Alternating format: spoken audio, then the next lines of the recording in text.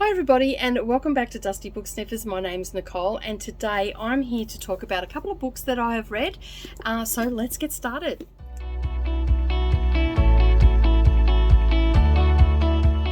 Well, good morning or good evening everybody and welcome back to the channel. Thank you for taking some time out of your day and spending it with me while I prattle on about the books that I have read. Now this book wasn't even on my TBR. I've seen it on the shelf and I'm like, I'm going to read that. I just felt like reading it. And sometimes I do that. Like a lot of time I'll stick to my TBR because they're the books that I've picked. They're the books that I want to read.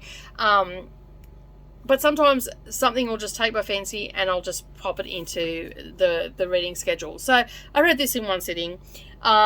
Basically, I just spent a Sunday afternoon reading it. And it was great. It was absolutely great. It was like visiting an old friend again because I used to read a lot of these when I was younger, and I think I mentioned in January that I wanted to read her entire catalogue, and I believe she's got over 140 books. She has 2 coming out this year as well. So I'm going to try and get hold of those. But I found a whole heap of them down in Big W, and I'm sort of going to start sussing out some of the secondhand stores around town because these seem to pop up everywhere. This one hadn't even been read. The spine wasn't cracked. Nothing had been turned in it. Although it is a floppy, so it's possible it could have been read. And yeah, but it had sat on someone's shelf for a while. It didn't feel like it had been read at all. So I got it for $2.50, and this is just a bargain. And so, yeah. Basically I sat down and I didn't move for the rest of the day and I read it. So this one is like all of Danielle Steele's books. You know, there's some sort of tragedy and the protagonists rise to the occasion and we end up with a nice little happy ending. But we have a lot of turmoil in between, and this is no different than any other of her books. So we have Sydney, who is 49 years old. She is on her second marriage. She's been married for 16 years, and basically all of a sudden her husband of 16 years has been killed tragically in a bike accident. He was killed in a motorbike accident. Now, basically they had been going along and he had never changed the will. He had never put her name on the deeds of the house or anything like that. The only thing that she owned was a Paris apartment, which they had purchased together, but it was in her name. And everything went to his previous wife and children. And apparently, the 2 children from the previous marriage hated her. They seen her as the wicked stepmother and all the rest of it, which she wasn't. But they just poisoned by their mother and never gave her a chance from the get-go. So not only did she lose her husband, the twins inherited the house and the wife inherited all the money. Basically it all went to the other family and she was pretty much left destitute because she had left work, she was at home, she doted on her husband. And I mean, how many times have you heard stories like this where women have been totally devoted to their husband and then all of a sudden they die or they leave them or whatever the case may be, and they're essentially homeless. They've got nothing. They've got no savings or anything like that. Well, that's the premise of this book. And so, yeah, it was a really good read, and the twins were so mean. Like, not only had she lost the love of her life, they then kicked her out of the house and gave her 30 days to get out. And she couldn't take anything out of the house because it all belonged to them. So she basically left with nothing. She took a couple of pieces of jewelry that she was wearing that was hers. And unless it was actually in her name, she couldn't take it from the house. So she took the clothes that she wore. And then the little witches went in and started renovating the house that didn't need to be renovated. And then was sending her bills and all sorts of stuff to pay for it because they didn't like it. I'm like, spoiled little brats. I'm telling you, if they had been in the room, I probably would have slapped them. I'm not a violent person. But anyway, yeah. So there was all that. But basically, she had to rise to the challenge. So she used to be a fashion designer.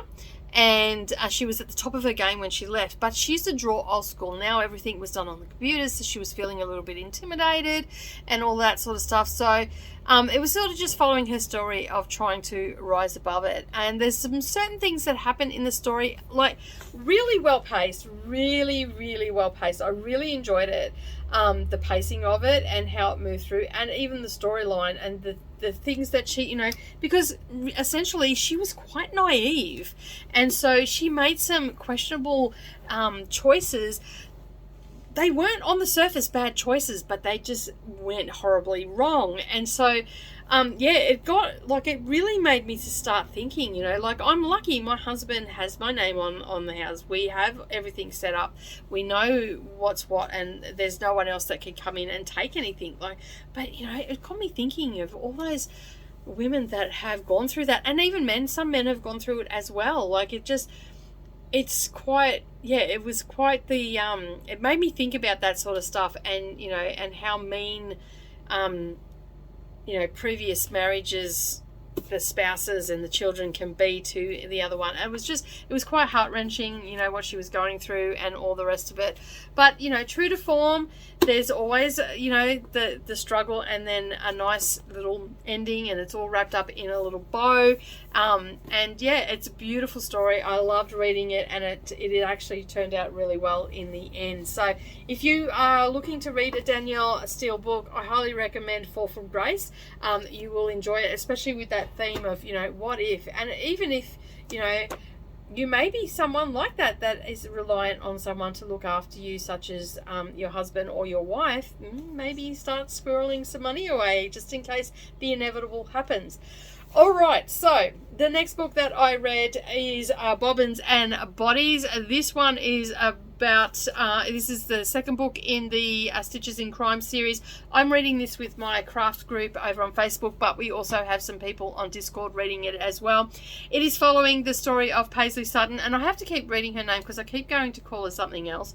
And she is a salvage expert, and she's gone to a house, and she's trying to salvage some beams and stuff that I think it's getting renovated or it's getting knocked down, and they're saving some stuff from it. And unfortunately, they find a body there, and it turns into quite the interesting storyline. It's got some pretty dark themes in this one about cults in this one, and I'm really enjoying this cozy series because it's just a little bit different. Like, normally you get, you know, your amateur sleuth, they come in, they find the body, someone's murdered, whatever the case may be, and then they go off and do all the sleuthing by themselves, or they have a friend with them and whatnot. Paisley tends to work alongside with the police. Like, she still goes off and does her thing here and there, but the police seem to be on her side because she doesn't get in the way of their investigation. She definitely helps them. So it's a great quick read, 200 pages. I'm a little bit disappointed. I just recently got all of these, and I can't get issue 8. It won't let me buy it. It says it can't send it to my address, yet they're published here. So unless I can get in contact with, and I want to get all the same so they're all matching. It's a little bit of an anal thing, but yeah, a great book, and I love all the quirkiness and stuff in it as well. Like, there's the little toddler and the little things that he does, and, you know, she's got her dad and her stepmom, and yeah, all the things. It's just a great read. So if you want to join in for that, we do have book 3 coming up for March.